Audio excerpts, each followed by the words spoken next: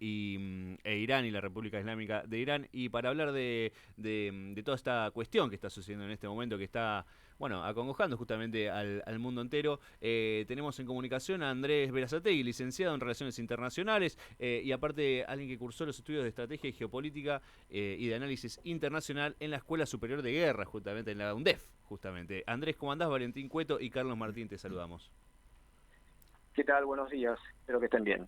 Bien, bien, por aquí bien. Lo que no está muy bien, bueno, es la coyuntura internacional en este momento. Contanos tu interpretación de este conflicto que, bueno, nosotros lo decíamos hace un rato, ¿no? No es algo que empezó con el ataque de Irán, tampoco es algo que empezó con el ataque de Israel a la embajada de Irán el pasado, creo que fue el 12 de abril o 11 de abril, sino que viene ya de larga data.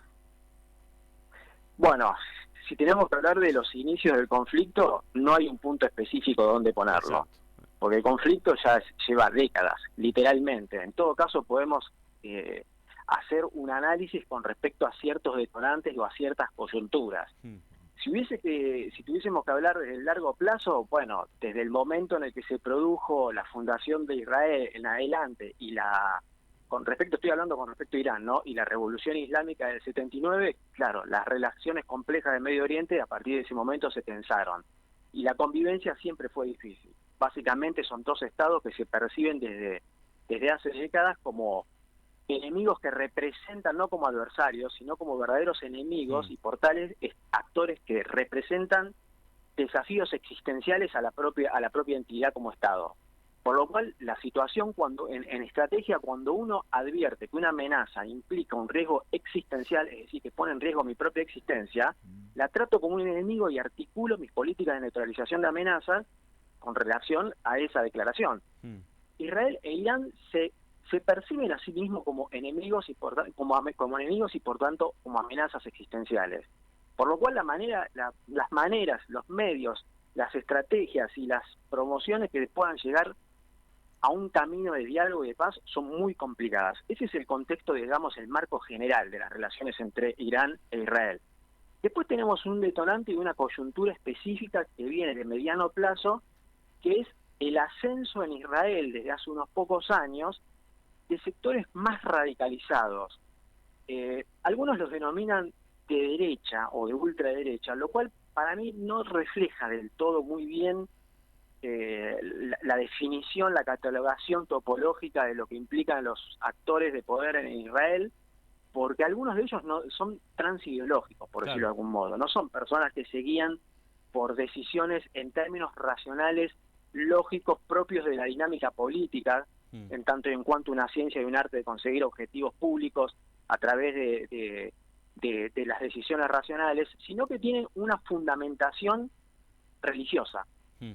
Y eso complejiza más las cuestiones. El factor religioso en la relación de Israel hacia el seno de su propia sociedad y a sus relaciones exteriores, y el factor religioso del mismo Irán con relación a su política exterior, también tienen un peso. Y esto es difícil catalogarlo con una topología ideológica de izquierdas o derechas, porque eso es religión, ¿se entiende? Claro. Completamente. Eh, entonces, tenemos este segundo factor de mediano plazo, que es el ascenso de sectores muy radicalizados, relacionados con grupos fundamentalistas, con colonos muy violentos en la zona de Cisjordania y de varios lugares de Israel. Tenemos un panorama muy complejo, no solo en lo político, sino también hacia el seno del principal actor de este conflicto, que es Israel. Y ya Ahora, después, sí. yendo a lo inmediato y a los detonantes, es como vos bien mencionaste, es esta imbricación de algunos problemas que hubo entre el ataque a la embajada iraní y la respuesta iraní. Estos son, digamos, los factores, pero son los inmediatos, por decirlo de algún modo. Completamente. Ahí ambos estados están planteando ante la ONU, o están invocando en realidad el artículo 51 de las Naciones Unidas en cuanto a lo que es la legítima defensa también. Claro, pero la legítima defensa es mucho más complicada de demostrar de lo Exactamente. que Sí. parece. Porque, por ejemplo, Irán en este preciso momento es lo que alega, legítima defensa. Y uno dice, bueno, si se está defendiendo, está perfecto, o en todo caso es razonable, por decirlo de algún modo. Obviamente la legítima defensa lo que conlleva además es un uso proporcional de la fuerza. Si vos a mí me sacás la billetera del bolsillo, yo no sería legítima defensa que yo agarre un arma y te ponga un tiro en la cabeza, Claro. Claro. porque hay una desproporcionalidad en la utilización de la fuerza. Bien, el problema cuál es, que para que haya legítima defensa, porque se complejizan las cosas, Irán debería antes demostrar de que efectivamente Israel cometió algún acto que ameritaba la acción de defensa. Y el acto que ya sabemos todos cuál es, el que vos bien mencionaste, del ataque a la embajada iraní, donde murieron 13 personas, entre ellos 7 militares de la Guardia Revolucionaria. El problema es que públicamente Israel no se hizo cargo de ese ataque. Exactamente. Y de hecho lo que estaba alegando también Irán era que, bueno, nosotros se lo dejamos en manos del Consejo de Seguridad y el Consejo de Seguridad no se pronunció sobre este tema. Es que no se va, aunque se pronuncie, a ver, el Consejo de Seguridad, una de las cosas que hay que entender cuando uno analiza la política internacional Ujú. es que la política internacional es cualquier cosa menos igualitaria Sí, y menos claro. justa. En realidad los órdenes internacionales están dotados de forma, son sostenidos, son mantenidos y son asegurados y son promovidos por aquellos que tienen la capacidad de tener todos los recursos necesarios para garantizarlos. Y la verdad es que cuando en la Segunda Posguerra Mundial, cuando nace la ONU, las potencias vencedoras y nadie más fueron las que se arrogaron el derecho de vetar las decisiones importantes en materia de seguridad internacional en el Consejo de la ONU a través de los miembros permanentes, que tienen no solamente capacidad de voto, sino de veto. Claro, completamente. Entonces, en el Consejo de Seguridad, que es un lugar donde está en Estados Unidos, que es algo así como el amigo grandote importante que tiene Israel, que lo sigue a pie juntilla en todos lados hasta ahora, y esto es importante, no va a ser, cualquier cosa que pida Irán va a ser lisa y llanamente vetada. Cualquier llamado a la paz que no que ponga en compromiso o ponga en entredicho los intereses de la política exterior de Israel va a ser vetada por Estados Unidos. Es muy probable, salvo, salvo, salvo Ujú. que ocurra por una especie de tregua, que parece ser lo que va a ocurrir. Según los medios internacionales, por lo que esto estoy hablando, esto es casi nuevo, digamos, Biden ha llamado a Netanyahu y le ha dicho que, baje, por decirlo coloquialmente, baje un cambio y que Y que, eventualmente si piensa tomar ahora alguna decisión con relación a Irán, Estados Unidos no lo va a apoyar. ujú, exactamente. Eh, el problema es qué ocurre si igual la toma Israel. Y eso es lo Y que se yo está debatiendo en este esto te lo momento en el digo acá gabinete. nomás. Lo que se está debatiendo en este momento en el gabinete de guerra de Israel, justamente que está reunido Benjamin Netanyahu. Te iba a consultar Claro, también, ¿cuál es la implicancia de que este sea, bueno, el primer ataque directo desde Irán, ¿no? Porque siempre se ataca o estas represalias vienen desde algunas otras células que hay dispersadas en Medio Oriente, pero en este caso es ya directamente desde la República Islámica de Irán y también con estos drones que son drones baratos, que no le cuestan mucho presupuesto a Irán, pero que a su vez también da la sensación de que fue como una advertencia, ¿no? sí, mirá, si realmente uno tiene que calibrar lo que ocurrió, pasa más por este segundo punto que mencionaste, por una verdadera acción punitiva. Mm. Es más una advertencia que un auténtico ataque. Porque si lo metimos en términos militares, recordá que la diferencia que hay en el instrumento militar con los instrumentos de seguridad es que la característica esencial del armamento del instrumento militar es su letalidad. Claro. ¿Sí? Las fuerzas de seguridad de un Estado utilizan la letalidad del uso de las fuerzas como última ratio, como última. Por eso los policías primero, antes de utilizar un arma, tienen bastones, tienen tonfas, tienen gas pimienta, tienen, no sé, pistolas eléctricas y llegado el caso extremo utilizan instrumento letal que es un arma con balas. En el caso militar no es así, es exactamente al revés. La diferencia del instrumento militar es su letalidad. Ujú. Si entendemos esto y vemos lo que pasó en este ataque iraní, donde se tiraron nada menos que 100 misiles balísticos, 120 misiles balísticos, 30 misiles cruceros y 170 drones, yo lo calificaría como un resultado bochornoso. No generaron un solo muerto. No estoy haciendo aseveraciones morales al respecto, estoy analizando fríamente un hecho militar desde la política internacional. Desde el punto de vista técnico fue un bochorno el ataque. Mm. Más allá de la eficacia notable que tienen los sistemas de defensa israelí, que son dos, ¿no? Desde El el punto de domo. vista estricta militar, tirar 300 instrumentos militares para que no genere una sola baja, es realmente el malo. ¿Cuál es la lectura que uno puede hacer? Primero y principal, que lo que tiraron no fue importante. Ujú. tiraron apenas 30 misiles cruceros y los misiles cruceros fueron directos a infraestructura, generalmente pistas de aterrizaje. Yo estuve viendo fotos hoy a la mañana que llega del Medio Oriente, lo que generaron fueron baches en el piso. Claro, claro. Este, Que son los esto mismos da que la se utilizan impresión. en Ucrania. Claro, sí, igual son distintos, son dos utilizaciones distintas. Igual los drones en realidad son para otra cosa. Los drones no son específicamente para atacar, sino para saturar los sistemas de defensa. Sí.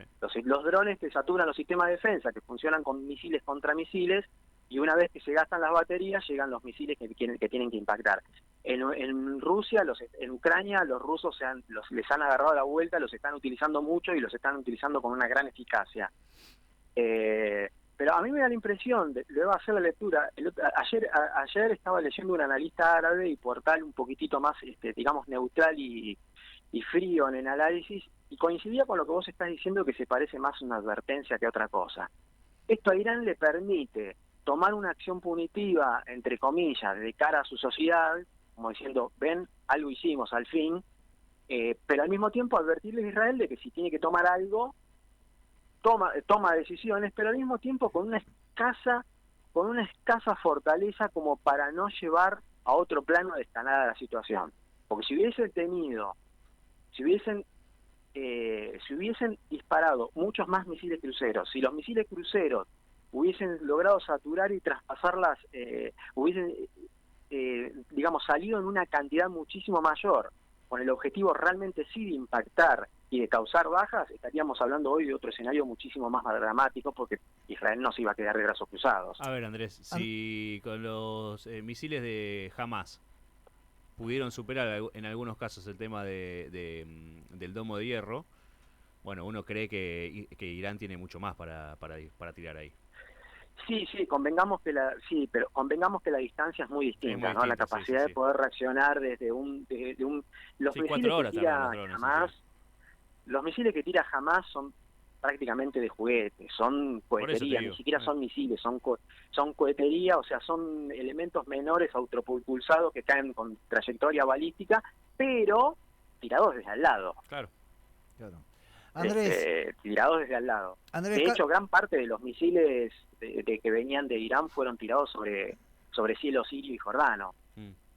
Claro. Andrés, Carlos Martín te habla. Vos sabés que yo en todo esto... Buen día. Quería saber tu punto de vista, ¿no es cierto? Si la situación política de los actores, ¿no es cierto? En el caso de Netanyahu y en el caso de los califatos, era casi necesario generar una cuestión de fuerza, ¿no es cierto? Para justificar, bueno, la visión que tienen estos dos distintos pueblos con estos dos actores importantes que llevan adelante las políticas en cada uno de estos países. ¿Vos qué ves de eso? Perdón, me perdí un poquito. ¿Cuál sería específicamente la pregunta? Sí, tiene que ver la situación política de Netanyahu, en este caso, en la respuesta de que no está tan bien visto lo que está pasando en la Franja de Gaza, y los ayatolá, para decir, estamos haciendo algo como recién vos decías. Si no hay una cobertura política en todo esto. Sí, ahora entendí. Si se refiere, una justificación. Si no hay también una especie de decisión para consumo interno. Claro. Puede ser. Un poco puede ser. Dejaría de lado por un momento la expresión califato, porque nos metemos en una cuestión histórico-cultural donde tenemos que empezar a diferenciar lo que son repúblicas, emiratos, estados y califatos, y nos metemos en un problema. Vamos a definir Irán como se define ellos mismos, que es la república islámica, ¿no? A efectos ilustrativos y a efectos de explicar, digamos, son actores internacionales, los dos, son dos estados. Para nosotros van a ser así. Mirá, ocurre en Israel, lo que ocurre es que si tuviera que dar señales a alguien, Netanyahu, a este punto, en el punto de la situación tensa que se está llevando a cabo, no olvidemos que esto se da en el contexto de una ofensiva de Netanyahu bestial, brutal, durísima en la Franja de Gaza y aún en Cisjordania, y donde la sociedad no está en contra en general. Esto hay que decirlo. La sociedad israelí en general quedó consternada con la invasión de los 200 militantes de Hamas en territorio israelí, donde donde mató un montón de personas. La opinión pública se volcó en gran medida hasta los que titubeaban al gobierno de Netanyahu, y salvo periferias minoritarias que protestan, y particularmente de Tel Aviv, que es un poco un mundo aparte de lo que es Israel, sí, la mayor parte de la sociedad israelí está de acuerdo con lo que está llevando a cabo en su política exterior Netanyahu. Por eso gana, por eso tiene tantos aliados en el Parlamento. Lo que ocurre que en definitiva los actores decisores específicos en el Parlamento y en la política y en los ministerios de Israel son, lo que decía al comienzo, son sectores muy duros. Y si Netanyahu quiere dar alguna señal a alguien, yo creo que están más orientadas no tanto a la sociedad, sí, como a sus propios aliados díscolos, porque son tan duros que a veces son díscolos con el propio Netanyahu. Claro. No, sería muy largo tener que hablar, porque además es muy complejo y muy diverso el conjunto de alianzas que hay en este momento gobernados en Israel. Tenga en cuenta que cuando hay Israel, usted puede tener representación en el Parlamento sacando apenas 1,5% de votos, por lo cual imagínense que la pluralidad que hay en el Parlamento israelí y de sectores es muy diversa, es muy compleja, y son muy radicalizados, son muy específicos los sectores que representan. Y no lo podemos tratar en este momento, porque claro, además tampoco cuento con la información de la totalidad de lo que es el Parlamento israelí, claro, pero digamos muy complejo. Pero yo lo veo más orientado de que si tiene que ser un gesto para alguien, no va a ser a la sociedad ni a la comunidad internacional, sino a los propios aliados, de dejarlos contentos con lo que está haciendo. Claro, es muy difícil porque ahí juega el aspecto religioso, eso es lo que invade todo este panorama, ¿no es cierto? Y es un factor muy importante, porque para los sectores más radicalizados, ustedes tienen que entender que en Israel religiosos hay, digamos, cuatro sectores más o menos. Dejemos de lado los laicos, que no entran dentro de los religiosos, digamos, que también son muchos, por supuesto. Pero tiene, digamos, lo que podemos definir sectores religiosos progresistas, que son una minoría exigua. Después tiene los sectores religiosos conservadores, que son simplemente los que mantienen más o menos los ritos, etcétera. Después tiene los sectores ortodoxos y después tiene los sectores ultraortodoxos. Estos dos últimos sectores, y particularmente el último, están muy bien organizados, están exentos de gran parte de las leyes del propio Estado de Israel. De hecho, ni siquiera los ultraortodoxos, ni siquiera prestan servicios comunitarios, ni en lo político, y ni siquiera en el servicio militar, cosa que se terminó hace unos pocos días, dicho sea de paso. Y tienen mucha incidencia dentro del gobierno de Netanyahu, muchísima, pero muchísima influencia. Han puesto ministros, los ultraortodoxos han dado permiso para algunos pocos participar públicamente, y participan en el Parlamento y en los funcionarios. Pero tenga en cuenta que si sumamos los ortodoxos y los ultraortodoxos, en Israel ya conforman aproximadamente un tercio de la población. Y son grupos muy bien organizados, son grupos que tienen una cosmovisión muy particular con respecto a la religión, porque rayan en lo que secularmente se puede denominar fundamentalista. No es solamente el islámico, no solamente los musulmanes tienen fundamentalistas, ni los cristianos. Y eso complejiza la cosa, porque cuando uno hace intervenir en algo estrictamente inmanente y cotidiano, como es la política, una cosmovisión religiosa, va a haber cortocircuitos, puede haber cortocircuitos. Máxime cuando estos sectores están hablando de la llegada del Mesías, de construir el tercer templo, de erradicar al Islam del monte del templo. Es un polvorín. Cuando uno hace intervenir esas variables, es muy complejo. Y lo que puede pasar de ahí en adelante, una vez que tomen la decisión, por ejemplo, de sacar a los musulmanes del Monte del Templo. Para el que no sabe, el Monte del Templo es un lugar que queda en Jerusalén, que es sagrado para las tres religiones, donde se supone que antiguamente allí estaba el Templo de Israel, y actualmente hay dos construcciones musulmanas, entre ellos el Domo de la Roca y la Mezquita de Al-Aqsa, que es el tercer lugar sagrado del Islam. Y para los judíos ortodoxos poder construir su templo, van a tener que erradicar esa mezquita y el Domo de la Roca.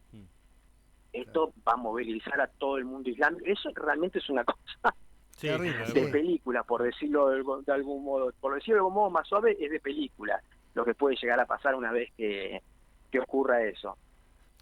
Andrés, te hago la última, estamos obligados también a hacerlo porque, bueno, el gobierno argentino tuvo una pronta reacción a lo que fue la situación. El presidente de la Nación suspendió su viaje, volvió, reunió su gabinete y, bueno, hizo una conferencia de prensa directamente con el embajador israelí. ¿Qué opinión te merece justamente la reacción del gobierno argentino? Y también para ver si tenemos que bajar un poquito los decibeles en cuanto a, bueno, esto que están diciendo de las consecuencias que puede llegar a tener Argentina. Yo creo que estamos muy lejos todavía de tener algún tipo de consecuencias a ver, estamos del otro lado del mundo, no es Argentina un país que pueda llegar a hacer algo en este conflicto. ¿Qué opinión te da?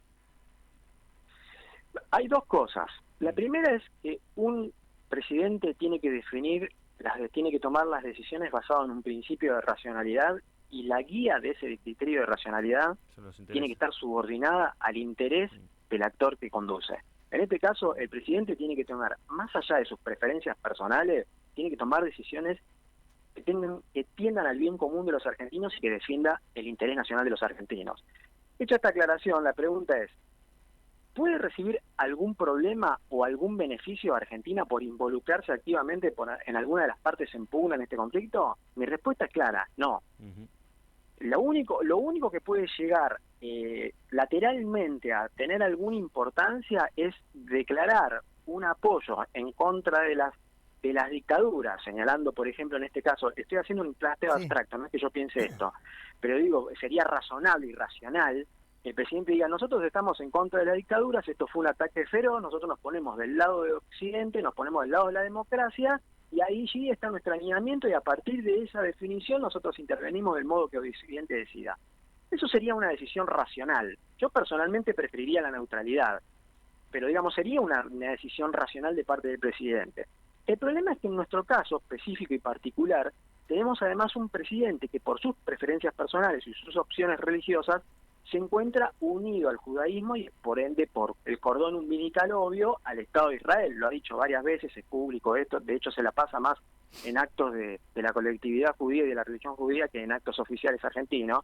Pero digo, no debería pesar las preferencias personales religiosas del presidente y ser mezcladas, como dije antes, es problemático cuando uno empieza a mezclar la religión con la política. Sería problemático que empiece a tomar decisiones desde la primera magistratura involucrando sus convicciones personales. Sería muy problemático para todos nosotros. Yo creo que puede tener un impacto en nuestra política exterior, sí, desde ya que puede tener un impacto. De hecho, estamos hablando de que nuestro propio presidente tenía que hacer una gestión para la compra, una de las tantas que lleva a la conclusión de comprar 24 casas que Argentina necesita con cierta premura, porque tenemos desguarnecidos nuestros cielos. Decía, le quita el tiempo a nuestro jefe de Estado de algo muy importante, y para terminar constituyendo un comité de crisis, que eso supongo que no va a terminar en nada, pero coartó una relación diplomática importante para nuestro país por involucrarse en el tema. O sea, de algún modo ya nos afectó. Sí, hay una exageración aparte. Y a nivel regional, esto toma posturas, ¿no es cierto? Porque Venezuela tiene una gran relación con Irán, Bolivia lo mismo, Brasil tiene dentro ahora de los BRICS, lo tiene a Irán. Esto va a ir maquillando algo parecido a nivel regional, ¿no? Y de algún modo se está generando una suerte, o desgracia, según se perciba, de separación entre algunos actores del Cono Sur, y en particular de América del Sur, lo cual es problemático, porque para nosotros en nuestra política exterior, la conformación de un espacio integrado en términos geopolíticos, económicos, financieros y diplomáticos, y aún de política exterior, nuestra prioridad siempre debe ser América del Sur. Claro. Es mucho más importante llevarnos bien con nuestros vecinos, con los que tenemos altísimo comercio, altísimo intercambio intercultural, altísimas posibilidades y conocimientos e historias de mediación diplomática en muchos asuntos, y que tenemos caracterizado una región donde la conflictividad en términos de guerra ha sido menor históricamente en América del Sur. Digo, teniendo en cuenta que esta es nuestra prioridad, sería una desgracia realmente que un factor exterior a nuestro gran espacio, y particularmente tan lejano, oficiara de cuña que separara las políticas exteriores nacionales dentro de este espacio suramericano. Sería muy problemático, lo digo pensando en los actores que usted mencionó, que son actores que además, calibrándolos en materia de política internacional, son muy distintos, ¿no? Porque la incidencia que puede tener los acontecimientos internacionales, Venezuela y Bolivia son dos actores de poco peso. Lamentablemente nuestro país también se ha transformado en las últimas décadas por la despotenciación que ha generado desde la década del 80 en adelante, desde la década del 80 en adelante, porque antes estábamos aislados por lo menos, pero con los militares estábamos aislados porque eran un desastre, pero después cuando tuvimos la oportunidad con la democracia de poder recuperar un sendero de potenciación, lamentablemente no lo hicimos, y Argentina hoy es un actor de significancia internacional menor, y esto es una cosa que hay que reconocer. Lamentablemente tenemos una capacidad de influir en los acontecimientos muy baja, pero no así Brasil. Claro. Realmente Brasil es un actor muy significativo. O sea, Brasil es realmente es un actor que a nosotros nos conviene llevar bien, porque es el actor que realmente dota de peso específico también a América del Sur. Lamentablemente no somos nosotros, yo quisiera por orgullo que seamos nosotros, pero la verdad es que hoy es Brasil. Y realmente tener una contradicción tan fundamental sobre algunos temas con un actor importante, significativo, vecino, con el que tenemos enormes negocios como Brasil, es una mala noticia. Completamente. Claro, y Milei parece empecinado en seguir pensando y agudizando esa contradicción. Me parece una muy mala noticia de parte de la política exterior argentina esa. Sí, inclusive Brasil ahora va a potenciar tremendamente la industria nacional brasileña, ¿no es cierto? Y eso nos va a como lo viene haciendo hace rato, no hay que olvidar de que independientemente de las preferencias en términos ideológicos que podamos tener uno o no, claro, con Lula, que Lula por ahí, qué sé yo, yo como soy peronista, a mí uno los pros los ve con un poco de a veces de paciencia y después decía no, pero si hay una cosa que tiene Lula es que se ha mostrado realmente capacitado como estadista y realmente, y además él viene de lo que es el sindicalismo. Claro. Él sabe que la sociedad se articula con el trabajo. Claro. Y Brasil tiene una larga tradición de fomentar y promover la industria, tiene sectores militares, que no todos los militares en Brasil fueron como los que salieron a apoyar al demente de Bolsonaro. Claro. Hay muchos militares nacionales, industrialistas en Brasil, que nosotros tuvimos una generación maravillosa en ese sentido, en la década del 30, una generación de militares industrialistas brillantes, y en cierto sentido eso en Brasil sigue existiendo. Y bueno, claramente, eso llevó a que realmente hoy, a pesar de los problemas gravísimos que tiene Brasil con el dominio del territorio, que gran parte ni siquiera lo domina, con gran parte de una pobreza estructural histórica y todo, no obstante, a pesar de esas deficiencias, Brasil es hoy un peso significante muy importante a nivel internacional y con toda seguridad el país más importante hoy de América del Sur y que logra por sí mismo poner a América del Sur dentro del mapa. Esto es así, y esto hay que aceptarlo. Completamente. Andrés, vamos a hacer un punto aquí, porque es una cuestión muy complicada y mucha información, viste, después se hace más confuso. Hagamos Andrés, una cosa. Es para hablarlo una vez por semana. Y lo que te íbamos a decir justamente es, a medida que vaya escalando, porque esto evidentemente no va a terminar aquí, esperemos que sí, que haya un punto final, pero por H o por B te vamos a estar llamando de vuelta esta semana para poder ampliar un poquito la situación, ¿te parece? Si tenés tiempo, obviamente. Ningún problema. Eso lo hablamos y vemos, y obviamente en realidad no va a depender capaz ni de ustedes ni de mí, sino de la propia dinámica de los acontecimientos. Exactamente. Bueno, Andrés, ha sido un gusto y ha sido muy claro también. Bueno, gracias a ustedes. Hasta luego, buenos días. Buenos días. Hablábamos con Andrés Berazategui, licenciado en Relaciones Internacionales,